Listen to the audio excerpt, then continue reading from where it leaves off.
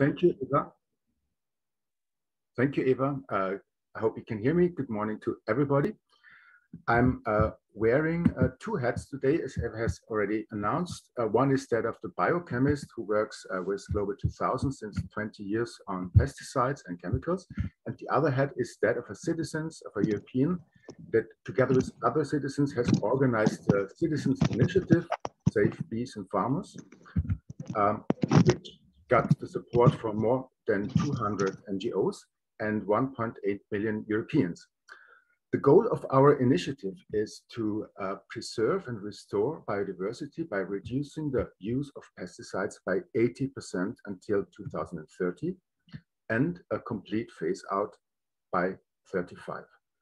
Why is this important?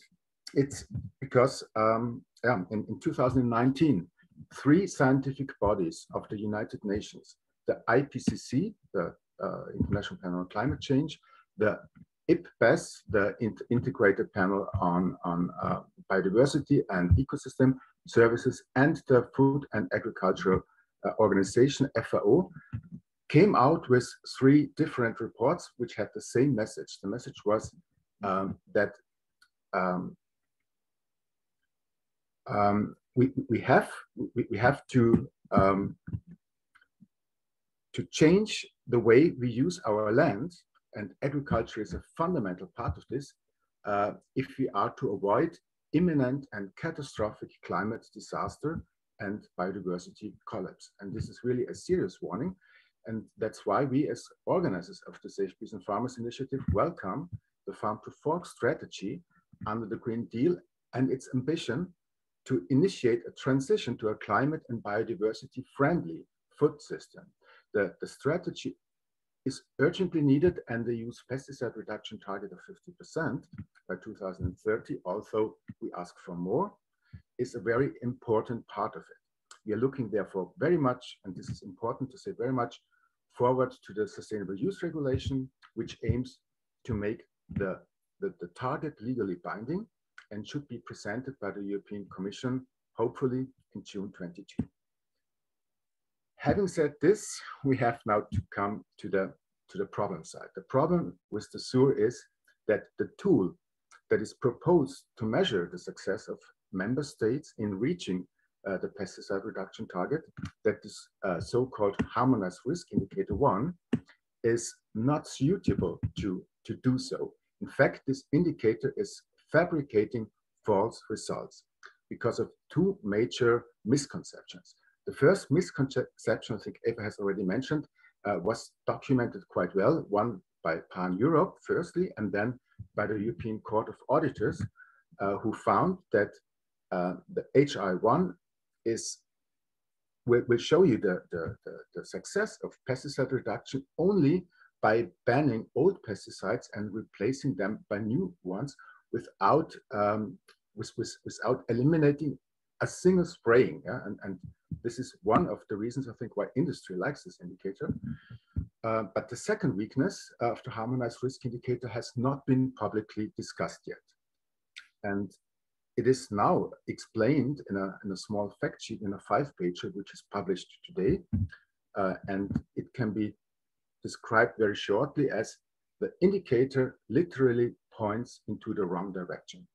And that means if the European Union trusts and follows this indicator on its way to pesticide reduction, if then farmers can increase the use of toxic and even the most toxic pesticides authorized, and these are the candidates for substitution, and as long as they reduce the use of the least toxic ones, these are pesticides based on natural substances which are even permitted in organic farming, as long as they reduce those substances, the indicator will tell us that we are on a good way to reach the target of reducing the risk, reducing risk and use of pesticides in the European Union. And this is really a great problem. I will now try to explain very briefly why this is the case. And you can also find, of course, this information in the paper that you will be provided with afterwards. And now I try to share my screen with you.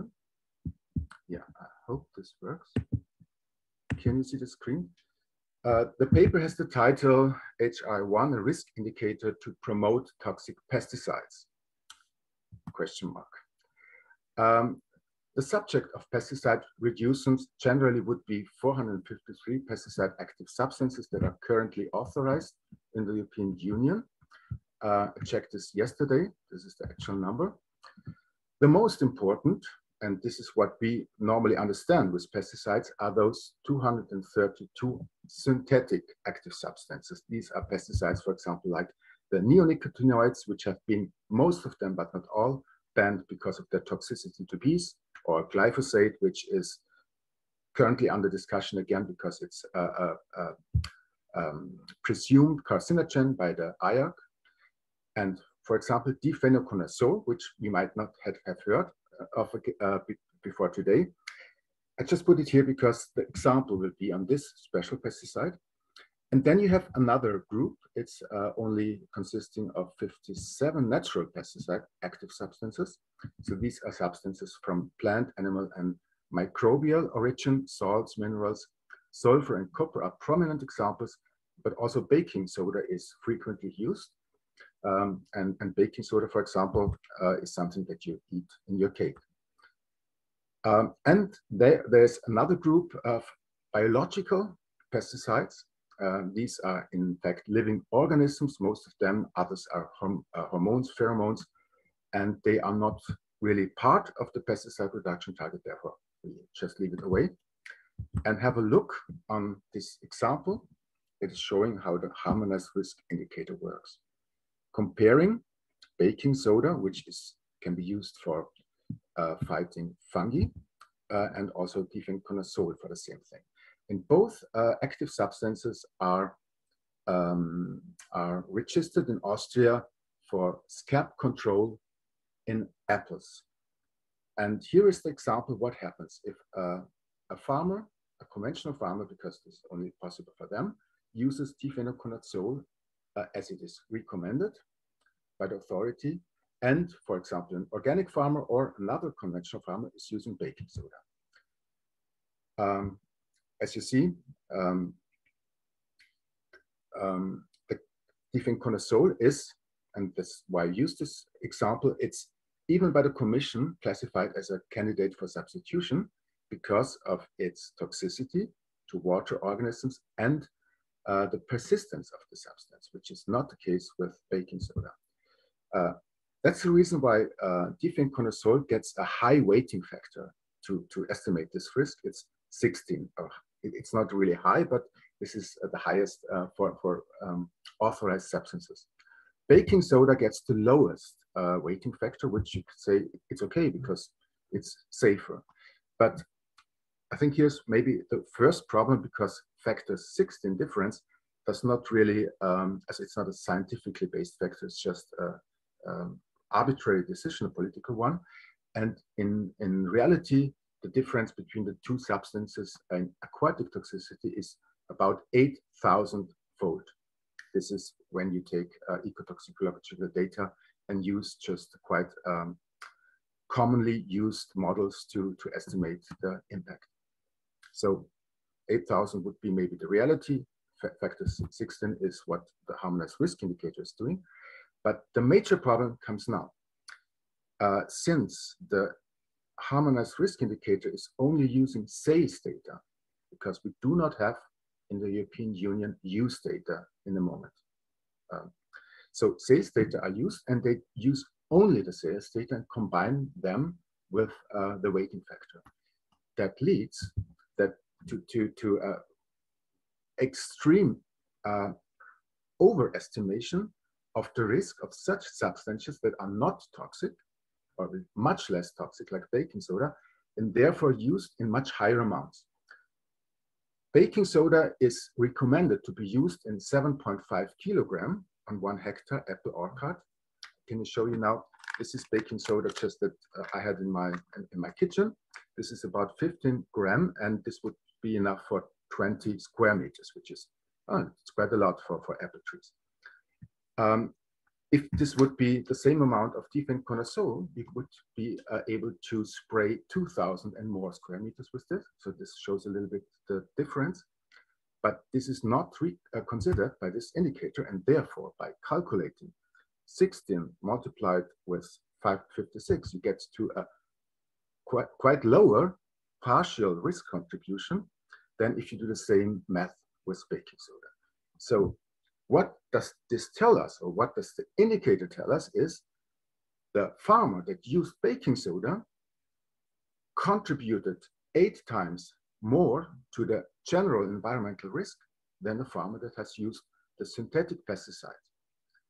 And it's very interesting, it's some kind of a fun fact, I would say, to see what industry, as those interest groups who just represent those companies like BASF, Bayer, Monsanto, Syngenta, which produce difenconazole and get a lot of money from that, to this indicator. They just made a comment to the Commission in 2019 when it came out. ECPA, it's the European Crop Protection Association, which is, it names itself now, I think, CropLife Europe, says it views the use of the Harmonized Risk Indicator-1 as a reasonable way to measure the hazard reduction of pesticides used in both organic and conventional agriculture. And yeah, I'm very interested what organic farmers say about this statement. Thanks. Thank you so much, Helmut. I think this is the perfect bridge to the next speaker, who is Eric Gull. He's Policy Manager at IFOAM Organics Europe, the European organic movement, who will share organic and organics farmers' perspective on this. Eric, the floor is yours. Thank you very much. Well, I must say that when we were alerted by Helmut and Global 2000 and by Austria, our members in Austria, on how this HRI indicator works, we were pretty shocked, because precisely this indicator points in the wrong direction. It gives the impression that organic farming is the problem.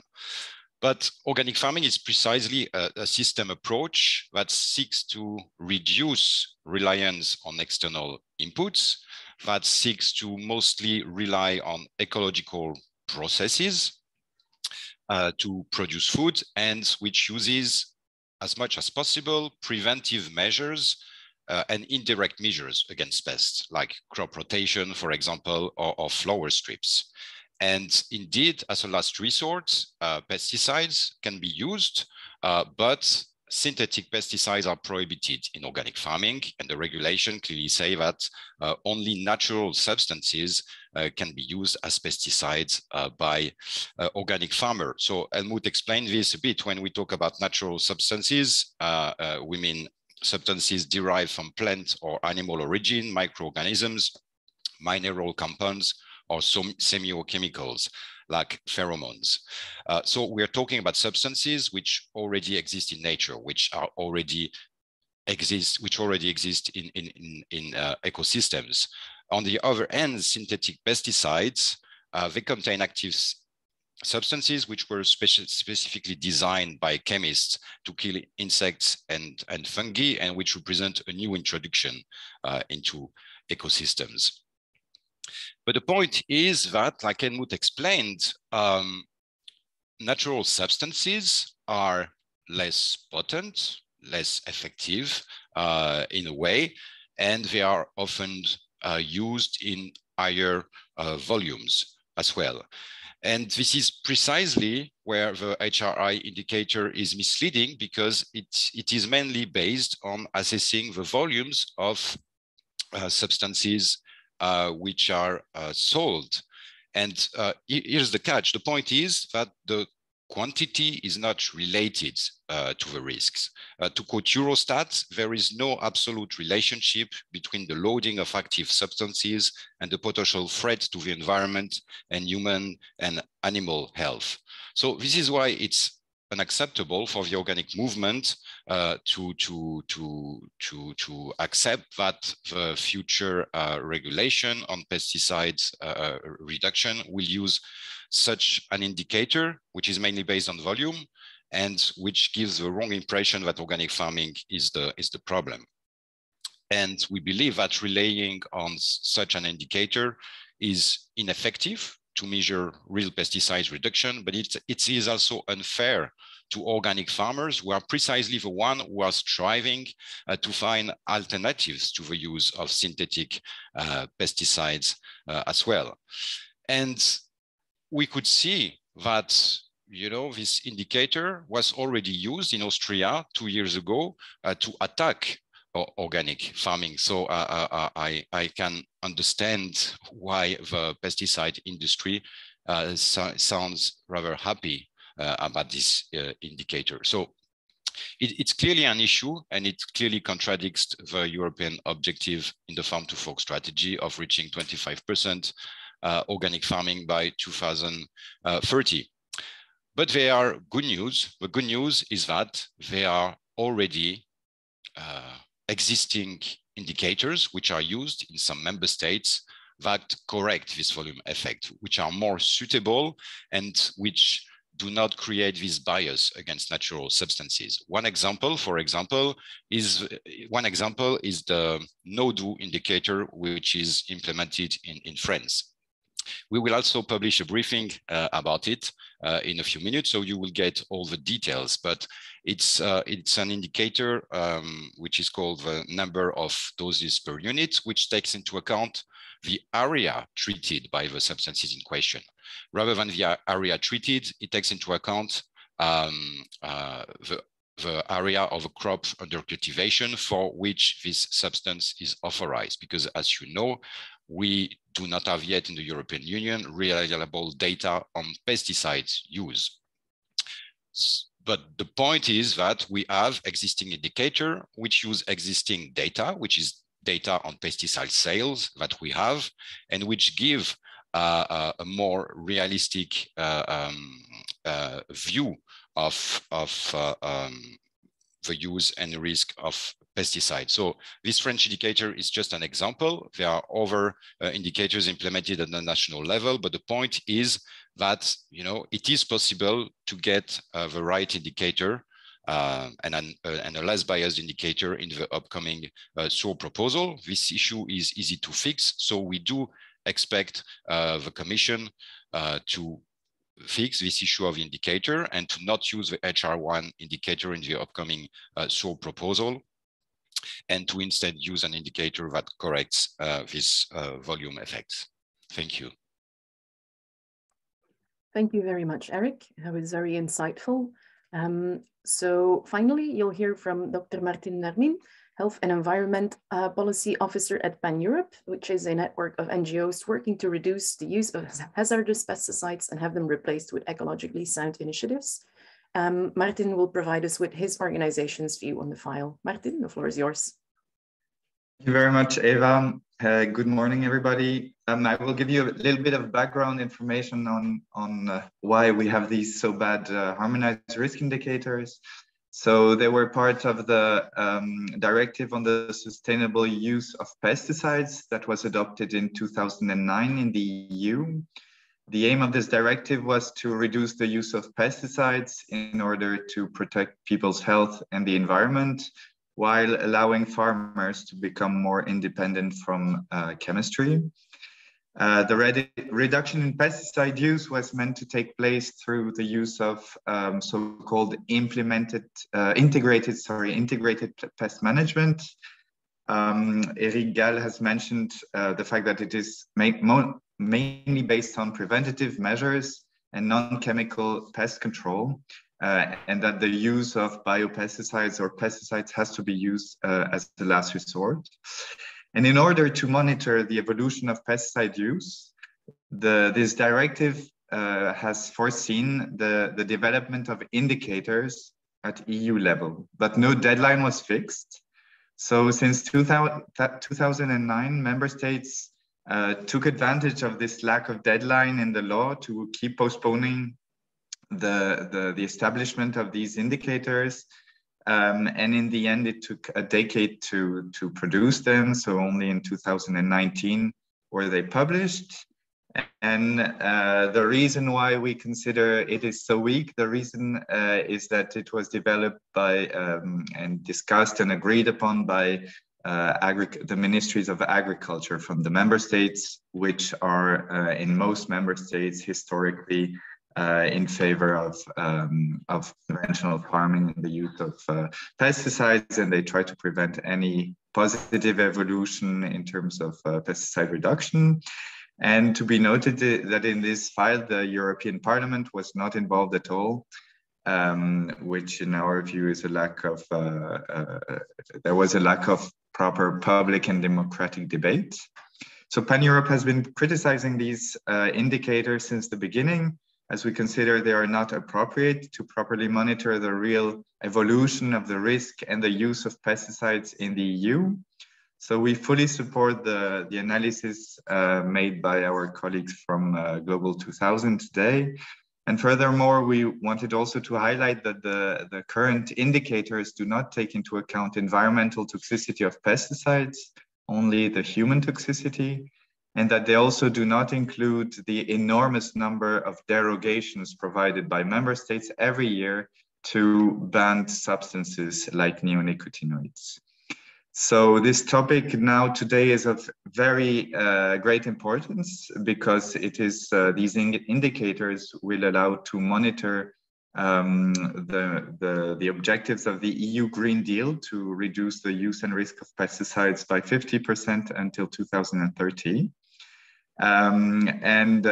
As we regularly hear, and today again, we heard that there was a political push from some member states to postpone the discussion on the sustainable use of pesticides regulation, but we do not agree. We think the Commission has to stand firm and publish on the 22nd of June, as it is foreseen, the draft regulation on the sustainable use of pesticides, together with the nature restoration law. And we asked the Commission as well to open the debate on a revision of these indicators. Otherwise, we will never make it towards a more sustainable agriculture. Thank you for your attention.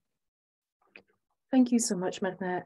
Thank you also to all the speakers. I'm happy to open the floor to journalist questions now.